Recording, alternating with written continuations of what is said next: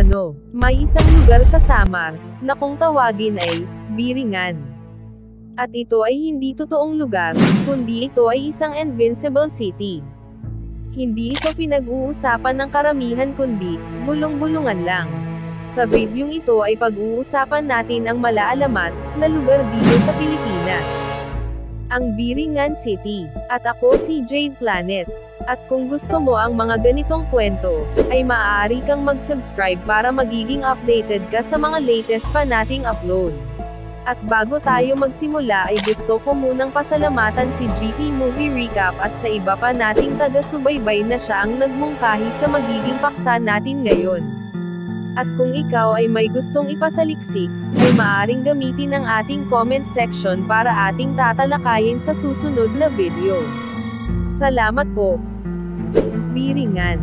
Familiar na ang karamihan sa atin patungkol dito, dahil palagi itong pinag-uusapan ng mga tao at alam nyo ba, kahit saan mang lupalop ka dito sa Pilipinas ay hindi ka mauubusan ng mga kwentong kakaiba, nakakamangha, kababalaghan na tiyak pupukaw sa ating mga imahinasyon. Ang tanong, gaano ba ito katotoo? At iyan ang ating tutuklasin.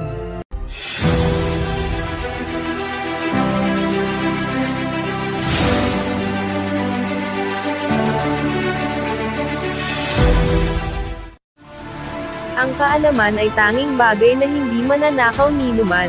At ako si Jade Planet. Tara at samahan niyo akong lakbayin at tuklasin ang kalawakan. Ang Biringan ay isang halimbawa ng Flat Earth, Atlantis, at Eldorado na tinatawag na The Lost City o nawawala. Ngunit ibahin niyo ang Biringan. Ito ay Invincible City. Ang Biringan ay isang lugar na hindi mo pwedeng puntahan. Ang lugar na ito ay tago at sagrado. Para makapunta ka dito ay dapat kinakailangan na maimbitahan ka ng isang tao na nakatira dito gaya ng isang magandang babae na sinasabing engkantada o matipunong lalaki na sinasabi namang engkanto. O di kaya naman ay makadiscovery ka ng isang portal kung saan pwede kang lumusot dito at mapunta direkta sa Biringan. Isa sa mga maaaring lagusan ay ang mga malalaking bato, tagong mga puno at mga bukal na hindi madalas napupuntahan ng mga tao. Base sa aking pagsasaliksik ay isa sa pinakauna at sumikat talaga na kwento tungkol sa Biringan ay noong 1983. Sa kwento ay may 4 na kababaihan na naimbitahan na makipagpista sa isang lugar na may pangalang Biringan City sa Samar. Ang babae na nagpapapunta sa 4 na mag-aaral na mga babae ay may pangalang Carolina. Kaibigan ng 4 si Carolina at isang maganda, mayaman at matalinong babae. Sagot daw niya ang pamasahe ng 4 na babae papunta at pabalik ng Maynila.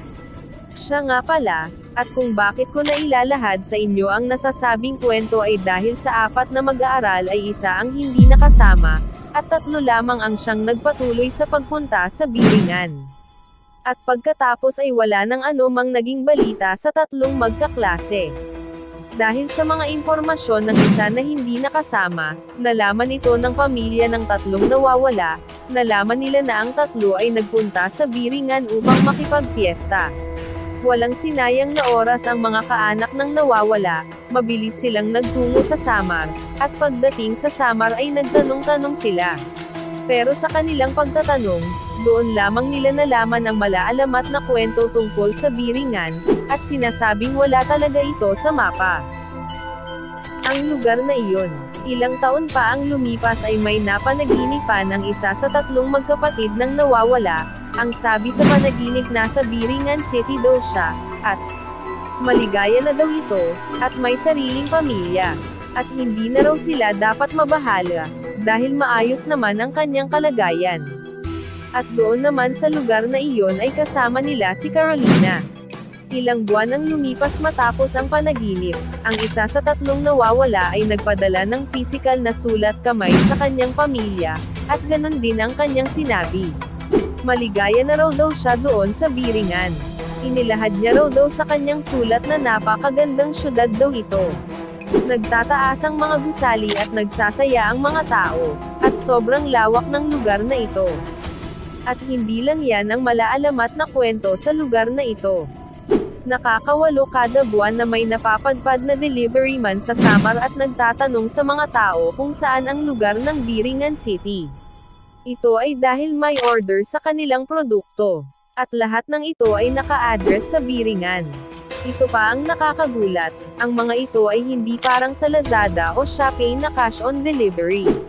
Ang lahat ng furnitures, appliances, sasakyan at sako-sakong semento ay fully paid na.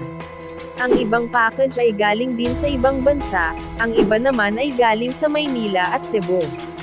Hindi ito pinalagpas ng tabloid at mga dyaryo, naging headline ito noong 1980s. At nabanggit pa nila na ang Pilipinas daw ang pinakamayamang bansa, dahil sa isang diwata na may pangalang Carolina. At hindi pa dyan matatapos. May kwento naman ang isang barko na nag-deliver sa Biringan City at may karga itong maraming appliances at mga iba't ibang materyales. Sinabihan daw sila ng kliyente galing Biringan na i-deliver ang package bandang alas 7 ng gabi. Pagdating sa Biringan, laking gulat ng crew sa tanang buhay niya na makakita ng magandang lugar, puno ng ilaw at malalaking mansion at tao. Malinis ang lugar at lahat ng tao ay nakangiti. Dahil dito ay piniling hindi muna aalis ang lula ng barko. May isang babae silang nakausap doon at nagpatuloy sa kanyang bahay. Pero pagkagising nila ng umaga, ay laking gulat nila na wala na ang mga bahay, mga tao at naglalakihang mga mansyon na nakita nila noong gabi. Wala silang ibang nakita, at pagkagising nila kung hindi ang mga talahib at puno, bagamat base sa mga kwento. Ang Biringan daw ay isang napakagandang lugar, sa likod nito ay ang nakakakilabot na mga kwento. Ang Biringan daw ay pinamumunuan ng mga iba't ibang mga lamang lupa. Ang mga residente na nakatira dito ay ang mga sinasabing shape o shifters na mga nilalang na kayang manggaya ng mga anyo, parehong-pareho ang mga itsura nila sa atin.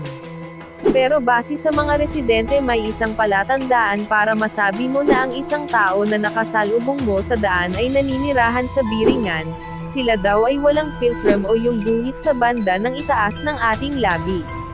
Isa rin daw itong sinyalis na ang isang tao na wala nito ay masasabi nating engkanto.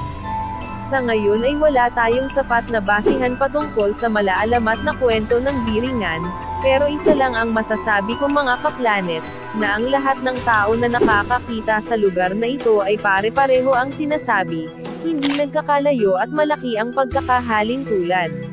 Isa na siguro ang Biringan na tatatak sa ating mga Pilipino at tiyak na pupukaw sa ating imahinasyon.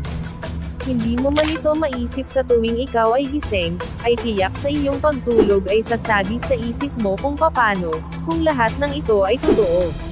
Ano sa tingin nyo mga kaplanet ang patungkol sa videong ito? At maraming salamat sa inyong panonood. At kung nagustuhan mo ang video na ito ay maaari kang mag-iwan ng iyong comment at mag-iwan ka na rin ng isang like at mag-subscribe. Peace out!